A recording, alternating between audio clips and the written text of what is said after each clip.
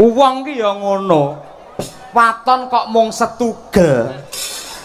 Larang regane akeh sing tresnani, akeh sing goleki. Saking ngoten ta, Mas? Sing ngendika larang ki sinten lho? Lho, piyayi mriki mligine ibu-ibu niku. Pripun? Sonten wau sami nyuwun prisa, pundi Pak Dalang ing naminipun Mas Uncek. Kula pengin pinanggih upami dados mantu kula purun apa mboten. Lha ngono kuwi lho. Bayo, kula didadekke mantu enten mriki. Nggih, alah niku. Mboten. Niku yen anake ibu-ibu niku purun. Ewadene kok mboten purun, paling ora sampean nggih seret-seretan putune ngono lho. Golek sia-sia. Elek-elek ngene nggih padha titahe Gusti. Wujude nggih menungsa kok terus nggih seret-seretan apa boneka ngoten to? Mboten mboten nggih. Ning nyatanipun ingkang tresnani kathah sanget lho Mas Uncek, luar biasa. Ngapunten. Niku mboten kok nresnani iki mboten. Lah napa? Mung mesakne. Lah mboten estu. Niku lho agunge Gusti ingkang nyipta jagat menika katresnanipun dumateng titah ngantos kados mekaten menika. Upami nggih nun sewu. Jenenganmu dados piyai sing gagah gedhe dhuwur. Nah, karuan lho bengi iki dadi bintang tamu. Dereng karuan. Dereng karuan. Upamane kula gagah gedhe dhuwur, wah kula malah repot kula. Sebabe? Alah ora nggo rayan sinden-sinden niku paling ngene. Wah. Uang niku pede sik, umuk sik. Elek pikir keri, melarat pikir keri. Aku pamane gedhe dhuwur iki kados jenengan kok. Pripun? Sampeyan gedhe kados jenengan ngoten niku kula. Sampeyan umure pira? Kula niku kelahiran 2015, niki 2026. Mangi tangki ambak pinten menika? Kok iso ngawur kuwi 2015 lho. Lha pripun to? Wong kowe iki karo aku iki tuwa sampeyan lho. Napa nggih to, Pak? Jujur wae aku ya tau ndelok KTP-mu. Sampe lek kelahiran tahun 45 to. Mboten. Alah jare barakane Bung Karno. Nggih mboten kelahiran 45 kok isi imut-imut ngoten lho. Niku lho. Kowe ora imut-imut ning amit-amit sampean iki ora ngono kuwi. Nggih. Sik matur sik karo Pak Daryo. Ayo ditimbali. Matur napa? Loh, ya matur nuwun karo Pak Daryo. Nggih, matur nuwun Pak Daryo, matur nuwun. Kaya pelawak-pelawak liya-liyane kae lho. Sakwise matur nuwun, banjur apa ki ndongake marang Pak Daryo, ndongake marang mantene. Alah Pak, lah kula ndonga ki ambake mboten diijabah Gusti lho. Kula mung pengen setunggal tok, pengen modot ora modot-modot tok. Kan ndongake piyai kathah, kan ndongake Pak Daryo. Aja keloro-loro ngono to sampean iki nuwun sewu. Iki lak sing rawuh kathah. Nggih. Mongko nuwun sewu, jenengan yen ndonga sing ngamini piyai semene mbane. Wis, sampean duwe panyuwunan apa ri palungguhan iki matura? Kula nyuwun setunggal mawon. Apa? Nyuwun teh. Udah didagelan rong joget rong nembang wis kemalan panganan ora. Alah Pak panjenengane mboten ngrasake. Ngapa? Biasane darah etanan ngene ki ambak to. Niku ditransitke ngene daleme tangga teparo. Nggih, leres. Lah niki langsung dijujuke kamar ge AC. Gak aku wis seneng aku udut blangkemen modar awet setengah 09.00 enten nggen kamar. Ajeng metu kula ajrih. Lho kok wedi? Kula wedi. Lah piyai kathah enten jaba malah dikira garangan digedhik. Kula kan kelara-lara to nggih. Jan kula deg-degan tenan wae. Gek enten kamar terus enten napa buket napa? Anu cedek anu duit nika lho. Digawe kembang ngoten niku. Nah niku gek kuatah dikon ilang aku dikira nyolong aku ngono. Nggih mugi-mugi mboten ilang, kula mboten nyolong Pak, kula nggih menungso. Mungkin dikira tuyul malah cilaka. Nggih, matur nuwun kagem Pak Daryo sekeluarga lumantar Pak Haji Cahyo Kuntadi pun maringi rejeki mugi saestu berkah barokah pikantuk leliru ingkang langkung kathah. Mugi sabibaripun gelar hajat tasakuran menika usahanipun tahu tambah sukses tambah ngrembaka mawon. Nah, jan aku alhamdulillah mantene didongakne mantene. Dongake napa? Ya muga-muga enggal meteng wonten mawon lah. Sik men piyai kene iki do pirsa, jenengan kagungan garwa. Nggih alhamdulillah Pak, sampun. pun gadah bojo. Bojone ya cilik ngono ya. Mboten, gedhe dhuwur. Gedhe dhuwur. Niku saking adile Gusti Allah, Pak. Umpamane Gusti Allah ki adil, mesti maringi jodoh dedeke padha aku. Nek diparingi dedek dedhe dhuwur bojo kula. Lah. Oh, ngono kuwi. Lah bayangke mang umpamane jodoh kula dedeke padha kula.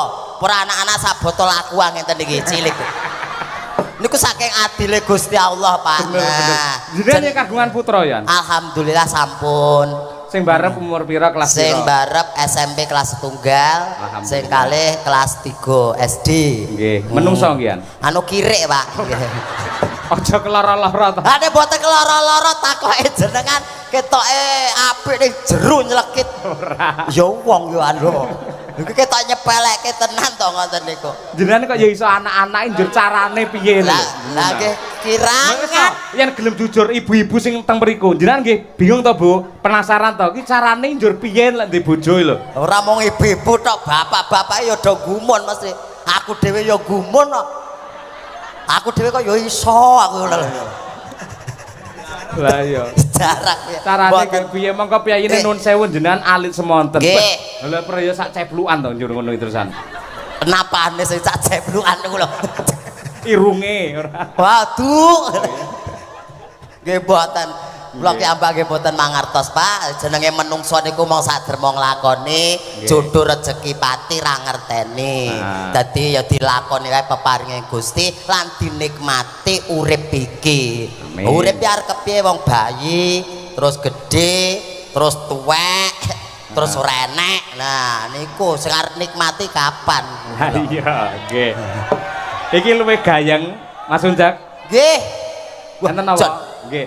Iki luwih apik sampeyan tak petone karo budene sampean. Budhe kula. Sinten? Lha iki budhe Niken Salindri. Ha iya. Nggih.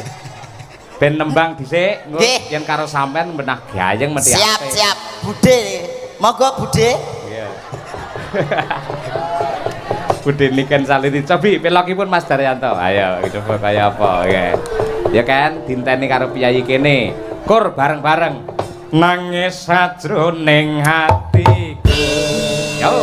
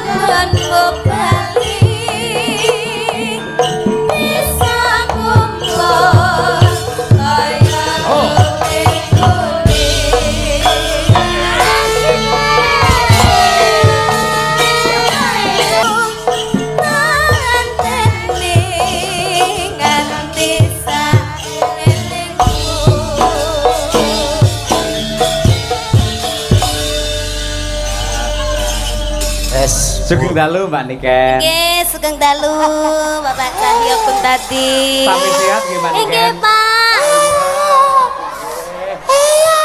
Sehat nggih, Pak? Pangestu mundur. Alhamdulillah.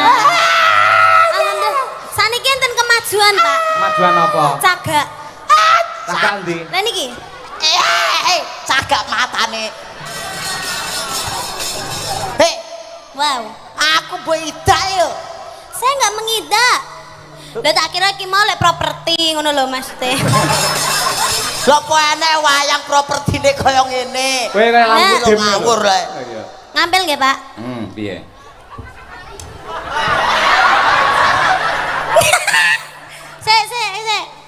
Sing rada gedine, Pak, sing rada gedine, Pak. Sing rada gedine kowe iki sak wayang lho, kena.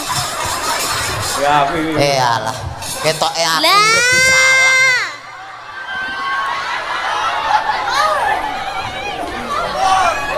Mes, kowe omongan mbek iki cocok. ki gathukmu. Ireng lakangmu. Kok ireng Jliteng kakangku. Werkudara jliteng kakangku lek nyeluk Kresna. Oh iya kleru, jliteng kakangku. Aku kleru ireng lakangmu. Cilik manukmu. Hebat. Yo nyat cilik manukku saya tau peni nang omah kaya Ayo, cilik. lho rek sing maksudnya sing kaya sing gayane mbok gantang kae lho. Ane saiki wis tak pateni kae. Wah, Kayak tak pateni, tak kira wis perubahan semakin besar. Ora wis tak pateni. Lah mergo ngelokke aku terus kok. Piye? Lah aku makane saben dina lho. Aku Iya, anggere bener. nguyuh ning andike dilokke terus kok. Dilokke piye? Cendek-cendek dir ngono. Bar kuwi tak pateni tak gecek kae manuk perjak kae. Kuwi ora kok cendek tir, Lah, no. cek tir ngono kuwi lho. Boten. Lah manuke mriko napa mriku. Lah aku ya duwe kok. Jane manuk blekok ya jenenge. Ngene Om. kuwi. Om Uncek. Nggih, Budhe. Lah lek aku mau celuk bude, kowe tak celuk apa berarti? Ya, Dedek apa piye? Dedek ya, Apa- dedek ya. Soale apa- gedemu seadek kowe. Iya, apa baby? Oh ya, babi ya, babi ya. Baby. Baby kok babi. Baby. Ning Bali babi sami niki. Iku rong babi cek genjek. Iku rong Oke. babi. Iya baby, ini acaranya manten. Sing dadi nganten sapa wis ngerti urung? Oh, aku lho ngerti. Sapa? Sapa to mau? Bagi ra sumbut lek gleleng ora. Mbak Kofifah. Betul. Mbak Kofifa kalian Mas sinten, Pak? Sekalian Muhammad Lutfi. Nah, Mas Lutfi. Gubernur Kalian- Jawa Tengah. Mau tak koprok lho cek ora. Mbak Lutfi, Muhammad Beda. Lutfi. Iki Piai Jakarta Selatan ngono. Oh, senes gubernur to? Kudu kemeruh kowe ora. Tak kira gubernur mula kok nanggap wayang aku ya ngono. Lha terus apa ya? Terus orang-orang kayak Mas Lutfi ngene iki duduk gubernur ora oleh nanggap wayang. Itu Lah iya. Berarti kan sing nanggap wayang ora mung gubernur tok, kadang gubernur ya ora nanggap wayang. saiki ora eneng kok. Ada pemangkasan anggaran. Wis rakyate mumet to. Buat Mas Lutfi dan juga Mbak Kofifa. Loh, Mas Lutfi gubernur Jawa Tengah. Jawa Lah, Tengah. Bu Kofifa lah gubernur Jawa Timur. Jawa Timur. Iya. Dadi Kompak ya. akur. Nggih, mugi-mugi pinaringan keluarga ingkang sakinah mawaddah warahmah. Amin. Semoga langgeng sampai kakek-kakek, nenek-nenek, semoga Nenek. Kakek, Kakek, ora. nenek. kakek-kakek, nenek-nenek kuwi lho. Kuwi lho lek cara Jawa ki Cak, karepe genduk niken ki kaken-kaken ninen. Ora nenen. Lah kakek sekarang masih nenen. Wah, Ninen. no. Ninen ya. Nenenmu kuwi. Kakek-kakek ninen-ninen, muga-muga langgeng, sehat selalu, berbahagia selalu. Amin amin. Iki sing Wis, sing apa nimbali dhewe rene iki mau, Pak? Pak Daryo, Pak Daryo kalian Bu kuliah Bu kuliah. sore. Hah? ngawut subuh. Pak Daryo matur sembah nuwun amargi sampun kersa memajukan jadwal. Nggih. Nggih, begitu hebatnya Pak Daryo. Dengan lapang dada Pak Daryo itu memberikan solusi yang terbaik. Akhirnya Niken Salindri, Madangkara dan sak rombongan hadir datang di sini. Nah, iki mergo kowe kok Ken iki. Gara-gara kowe maju terus udan deres iki lho. Loh, Umpamane manut aku sesuk ngono ya terang. Udah kira ngerti kan, lek udan ni barokah dhek ora ngerti. dalam Barokah jenengan kula nyapa? musibah aku. Loh, ya sing salah kuwi kan ya awakmu kok nyalahne aku. Aku munggah panggung dipayungi panitia ora Lah aku kudanan. munggah panggung wae iki wis apa jenenge keamanan kula dipayungi. Terus Nah. bareng ning kono ora becek. Lah pilih Aku ya dikawal. Ngapa? Kawal Pak Polisi. Terus? Pak Polisi neh ngarep aku neng burine. Terus? Lho. Kayak ibu-ibu do kaget lho. Terus? Dikira Pak Polisi nggo anjing pelacak. Lah nek sing kaget asu ngono lho. ya Gambar Allah. muga becek ra ukur. Terus akhirnya kan kene kan yo ora becek to. Yo tak cincingke. video tapi ora keplinyak wong to. Ya alhamdulillah ora. Kok samarku keplinyak kayak gedang ngono lho. Keplinyak ya petelek. Keplinyak. Lho rene iki lho. Ibuke sing sebelah kene iki di apa? Disapa, salim, disalimi sehat ibu nggih. Panjang yuswa. Nah, kanca TPA iki ya enek lho. Ya, lho. Kanca TPA. Sing sebelah mriko ketinggal mboten? Ketinggal. Sing sebelah mriko ketinggal. Ketinggal uncek mboten? Oh mboten. Alah, yen aku ra ketok ra apa-apa. Lanangan nyelekut wis bablakan. Ya jenenge makan gaji buta. Loh, kok iso makan gaji buta Enek iki? suarane renek wujute. Dianggep bae kuwi entut ngono lho. Kene. Dadi ana swara renek wujud. Ayo ndang. Wah. Engko amblek kan. Cetan. Yo kacake ra sepiro wae lho. Loh, lah tapi kan sanggagake kan ngene kan malih lho setara lho. Oh iya. Setaken. Ngene aku dadi ngerti brosmu ya. Ayo, piye barang kuwi nek dhuwur ketok apa ae? Anu bros, Pak. Wah, brosmu nek telu to, Ken? Endi? Telu lho brosmu. Susu iki sitoke. Munggah ben piye? Munggah ben piye? Kurang dhuwur lho, Pak, tapi Pak. Kowe pengen nguncak dhuwur. Oh, iya Pak, saya Pak. Piye neh? Apa neh? Apa to, Ken? Aku malah mbok cemploke kotaan. Ken. Golek panganan samplokan nek ameng-ameng nyawa to, Ken. Wis, ning kono. Wis. Sampai wengko pindah tak gecek menan.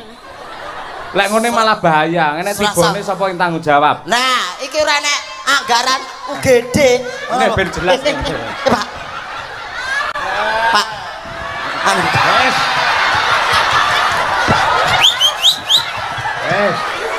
Ini petuk karo kancane, wis. Pak, ngapunten lho, Pak. Ngapunten. Mengke kualat iki Pak Yoyo iki bar munggah haji kok. Ora kualat njunjung aku kok njunjung ra masalah. Nggih, anu nyuwun sewu lek. Apa? Ning ngadem aja rene. Lah ceteng pundi madepe? Lah kowe kaya padasan Mas Mau karo wudu kuwi nek. Lah jenengan bar munggah haji aja tahajud to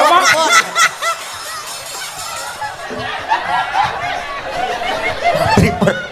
Ngapunten. Wes, aku nang kene, Ken. Ya ning kono wae. Ah, sik, ketoke tancepane ora apik, ora becik kowe ngono. Ben apik kan, rada nengah kene, cah bagus. Nah, nengah kene. Nah. Pak, malah kaya metu memedi ya lho. Kok kaya metu demit-demitan lho. Ayo elu Pak. Pak, wayange sing tuyul niku lho, Pak. Wayange tuyul, Pak. Wis diwakili iki wis kena wis. Ngene apik neh. Dadi pomo wayang metu setan-setan, ora usah golek wayang tenan. Napa? Lah ngene wis dadi.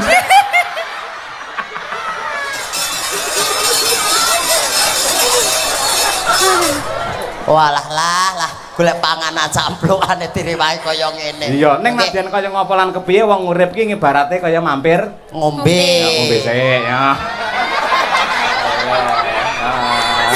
Ngono kuwi. Tenan. Ya to, Ken. Nggih, Pak. Ning dunya iki mung sadrema. Sadrema kewajiban dadi menungsa, ya kuwi wis saka lahir ngerti-ngerti tuwa, ngerti-ngerti mati. Nah, mergane wong urip ngibarate mampir ngombe.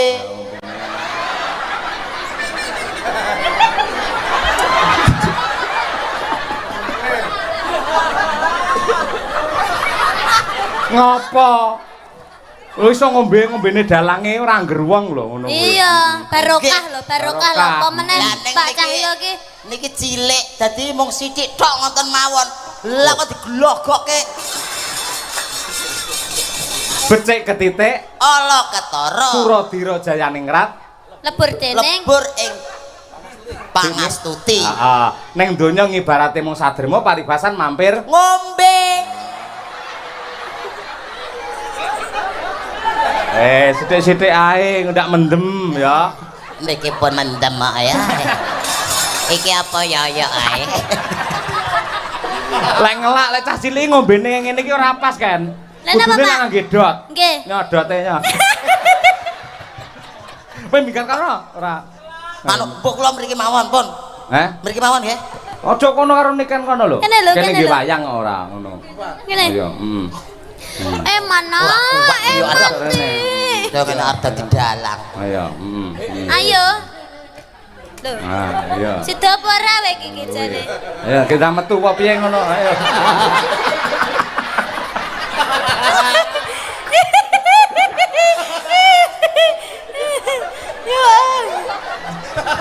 Lah kok malah dikerangkeng. Ayo kowe iki sida rene apa ora? Rono karo niken kono. Amit nggih. Kene rene ya. Amit. Awas. Iya. Saged lho. Cilik olahraga. Blangkon kula pundi? Wis apik ngono wae. Nyang Mang Yuto ora tak keke ilang lho. Kok larang men ki lho gur blangkon. Nggen kuwi gur 300 nganti 5 juta ra dikekke lho. Kula mboten keke kula. Lah sebabnya apa? Sak ndase kok. Ah iya, nggih. Nyanyi isa enggak? Ora? Loh. Pelawak tekan kene gawa kok Karanganyar ora iso nyanyi. Gandeng ki lak nun sewu, ki lak kagungan kersa mantu. Iki bab katresnan. Sampeyan gandrung karo niken. Lho, Iya. apik. Boyah aku gandrung karo niken. Heeh. Iya. Oke. Dipangku ya. Heeh. Dipangku. Bos rasa pangku-pangkunan. Lah piye? Wis biasa ngene ae. Ya Yo. kan pada umumnya dipangku, coba Oh, dulu. Oke, siap. Lali rangge wayang tau ken. Wah. Ya, ndang. No. Apa ngono? Mintaku. Nah, Pamintaku po dowong ayu. Sembarang. Sembarang. Anu dowong ayu ya. Ya. aja pamintaku wae. Ayo. Oh ya wis, heeh. Pamintaku. Udah wong ayu wae. Hah? Wis nyanyi dhewe. Mintaku wae. Pamintaku Suarane elak tenan terus. Aku mbayangke sampean ki gagah gede dhuwur perkoso. iya Ya.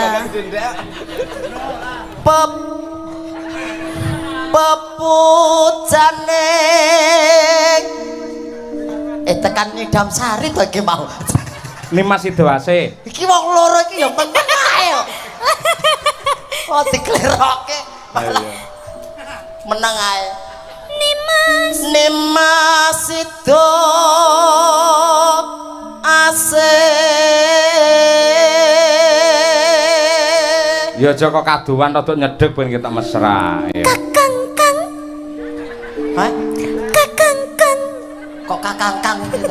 Piye? Ora ngono, Kang. Kakang. Yuyu Kangkang. Kepiye ragil lho rek? Kok ora Ragil kuning. Kuning wis bar kodanan kok. Dadi lorek.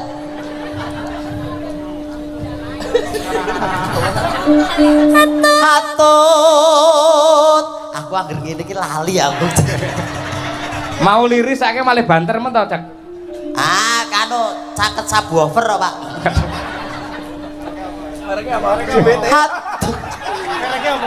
JBL. Atut runtut tansah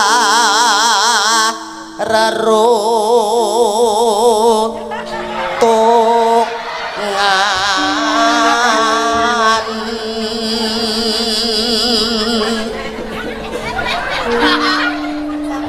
ing sarina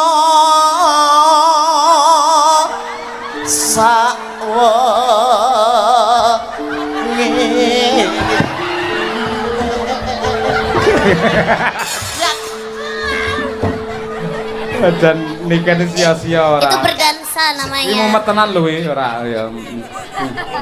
Kan aku ngliyeng tenan lho kan. Wah, kowe dadi 10 iki kan.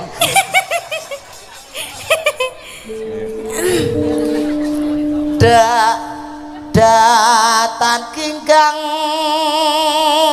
Sak rambute. sarambut. Masa sarambute lah krembuyung. Waduh. Datar ginggang sak rambut ibaratnya tresnane temanten kuwi iki lete mung sak rambut tok ngono lho ora enek lete blas ya sak rambute ngrembuyung lho kaya nggonmu nganti muntel-muntel ngono lho. Gelungan kuwi ya. Gelungan. Aku melu nyapu ae. Gelungan kok disapu. Ya. Sarambut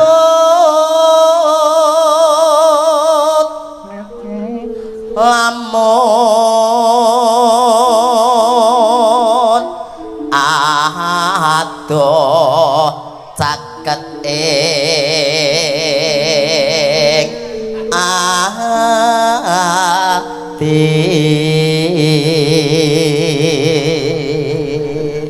Bareng kowe karo Niken ki jejer wong loro tak delok kok nggen YouTube masyaallah. Pripun, Pak? Mbak Niken jan kaya Sri Huning. Nggih. Sing lanang kaya Serigala.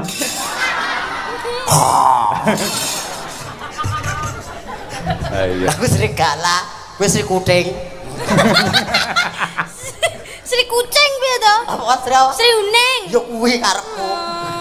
Si kucing. Gantian ya. Oh, gantian.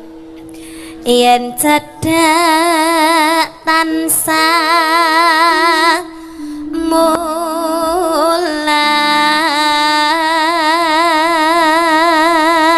Nembang kaya momong adikmu lho kan kuwi dipangku apa piye ngono lho ayo. Wah, sini nak, sini ti, emana. Emana? Ada mari nak kalau nono ya, emana nak, tadi dong, tutul nak dindong,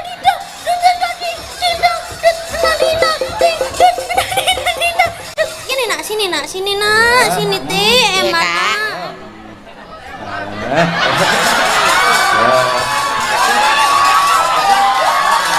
Karo ditembangnya kan. Slurutan. Kuwi mau jenenge prosotan. Aku malah kaya ning paut itu. Sito asik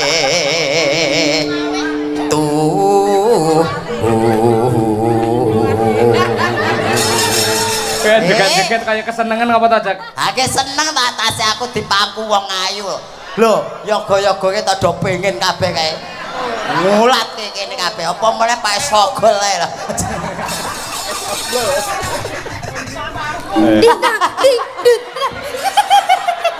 Astagfirullah.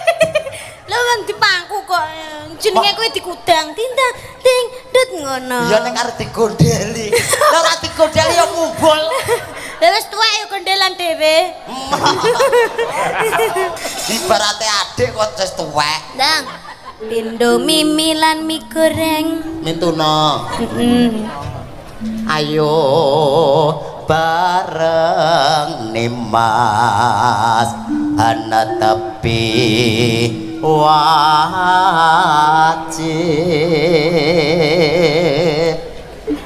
situ asep